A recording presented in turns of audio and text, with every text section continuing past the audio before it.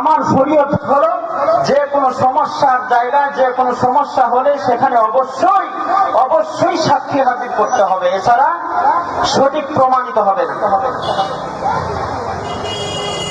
হযরতে আবু বকর রাদিয়াল্লাহু তাআলা আনহু যখন দেখলেন সাক্ষী উপস্থিত ছাড়া কোনো উপায় নাই, সাক্ষী উপস্থিত না করলে কোনো উপায় আমার নাই, আবু বকর লেগে ডেকে বললেন, পয়গম্বর আপনি আজকের রাতটা আমাকে সময় দেন গো পয়গম্বর, আজকে রাতের পরে আমার যেই বিচার করবেন আমি আবু বকর আপনার সেই বিচার করতে রাজি। আবু বকর ডেকে ডেকে বললেন, পয়গম্বর আমাকে আজকের রাতটা কমপক্ষে সময় দেন গো পয়গম্বর, আজকের রাতটা সময় দেন, আগামীকাল ফজরের পরে আপনি যেই বিচার করবেন আমি মেনে নেব। আবু বকরকে আল্লাহর রাসূল সাল্লাল্লাহু আলাইহি ওয়াসাল্লাম ডেকে ডেকে বললেন, ঠিক আছে আবু বকর তোমাকে সময় দেওয়া হলো। আবু বকর বাড়িতে চলে যায়, বাড়িতে চলে যায়।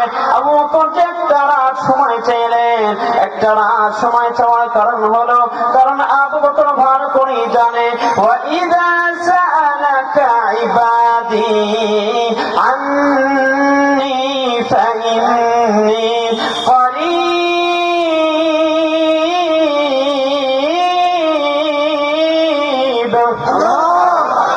আবু বকর ভালো করে জানে আল্লাহ এমন আল্লাহ, আমি আল্লাহ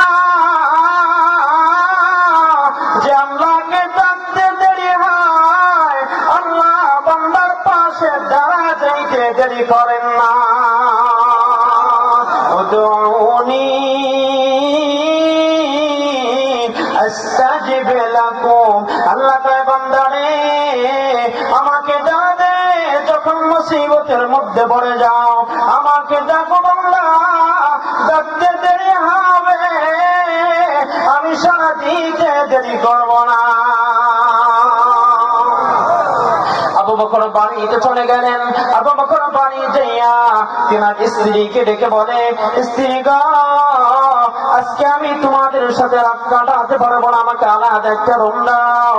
আলাদা রুমের মধ্যে যাইয়া আবু বকর রাতের মধ্যে আর কোনো ঘুমায় না। আবু বকরের চক্ষু দিয়া কেমন যেন শুধু পানি ঝরঝর করে পড়তেছে, টপ টপ করে পানিগুলো পড়ে।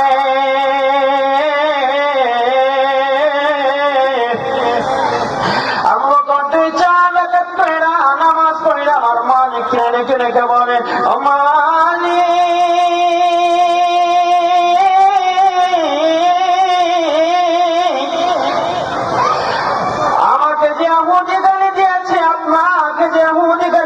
আমার নবীকে গালি দিয়েছে, এটা হয়তো আমার রাসূল জানে না, আমার রাসূলকে আমি বিশ্বাস করাইতে পারছি না, কারণ কোন সাক্ষী প্রমাণ আমার নাই। আল্লাহ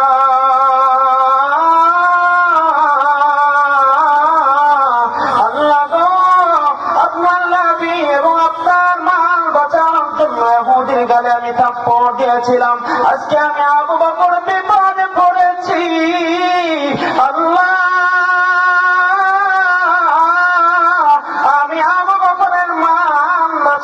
দায়িত্ব আবু বকর সেদিন আর মসজিদে যায় না। আবু বকর প্রতিদিন আগে আগে মসজিদের সামনের কাতারে গিয়ে বসে যায়, আজকে আর আবু বকর সামনে যাইতে পারে না, কেমন যেন বিবেক বাধা দেয়, ফিরে নিজেকে আসামির মতো লাগে। আসামির মতো লাগার কারণে আবু বকর সামনে অগ্রসর হতে পারে না। আবু বকর অনেক পরে গিয়া কিছু মানুষের পেছনে গিয়ে বসে গেছে। নামাজ শেষ, পয়গম্বর আরবি সাল্লাল্লাহু আলাইহি ওয়াসাল্লাম পয়গম্বর সাল্লাল্লাহু আলাইহি ওয়াসাল্লাম ডেকে ডেকে বলে, আবু বকর দাঁড়াও, আসামির কাঠ গড়া দাঁড়া যাও, তোমার বিচার হবে। আবু বকর আস্তে আস্তে সামনে বড়সড় হয়ে রাসূলের সামনে দাঁড়া যায়। রাসূলের সামনে কাতে বসা বিচারে যারাই হবে তা লিখবেন। রায় সব কিছু ফয়সালা হয়ে গেছে। আল্লাহ রাসূল সাল্লাল্লাহু আলাইহি ওয়াসাল্লাম হযরত আবু বকর রাদিয়াল্লাহু তাআলা আনহুকে ডেকে বললেন, আবু বকর কোন সাক্ষী হাজির করেছনি? বলে না, পয়গম্বর কাউকে হাজির করতে পারেনি, কিন্তু এটা সত্য, ইহুদি আমাকে গালি দিয়েছে, আর আমার একটা সাক্ষী আছে, সেই সাক্ষী হলো আমার আল্লাহ।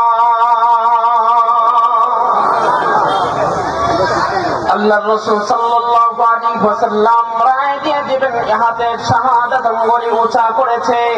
আল্লাহর রাসূল অনুভব করছে হাতের আঙ্গুল উঁচা করতে দেরি হয়, কে যেন ইশারে আমার রাসূলুল্লাহর হাতটা চেপে ধরেছে। পয়গম্বর আরবি সাল্লাল্লাহু আলাইহি ওয়াসাল্লাম পেছনের দিকে তাকায় দেখে কেউ না, এটা হলো আসমান থেকে আল্লাহ প্রেরিত ফেরেশতা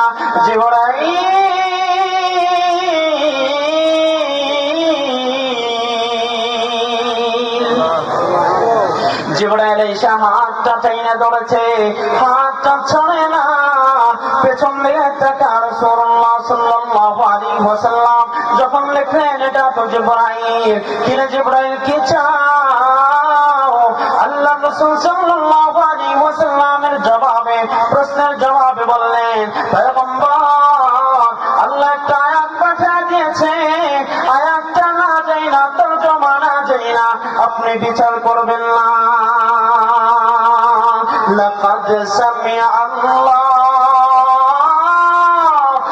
কাওলাল্লাযীনা ক্বালু ইন্নাল্লাহা ফাকীরুন ওয়া নাহনু আগনিয়া।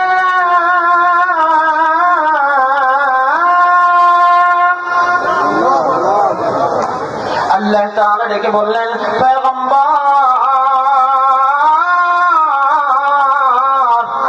আবু বকরকে গালি দিয়েছে, শুধু তাই না, আমি আল্লাহকে ফকির বলেছে, আর ইহুদি নিজেকে ধনাত্ম বলে দাবি করেছে, এটা দুনিয়ার কেউ শুনে না। আমি আল্লাহ সাক্ষী দিলাম, আবু বকরের সাক্ষী দিলাম, আবু বকরের সাক্ষী আমি আল্লাহ আয়াতের মাধ্যমে নাযিল কইরা পাঠা দিলাম।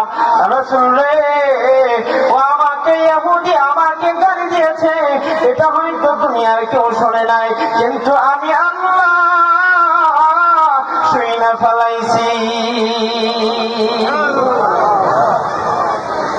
ومن يتوكل على الله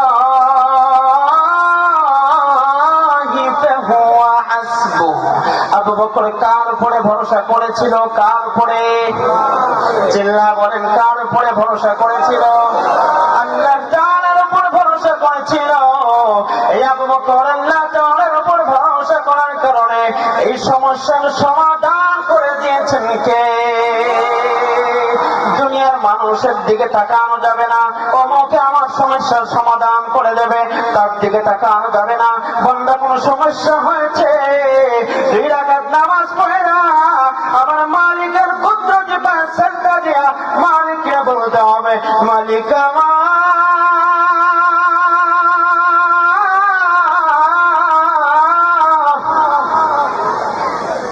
আমি এমন সমস্যায় পড়েছি, নিজেকে হতাশা মনে হচ্ছে, আল্লাহ আমি তো কোন রাস্তা দেখি না। আপনি মালিকের তো সব ক্ষমতা আছে, আপনি মালিক, আমাকে সুন্দর একটা রাস্তা দেখা দেন।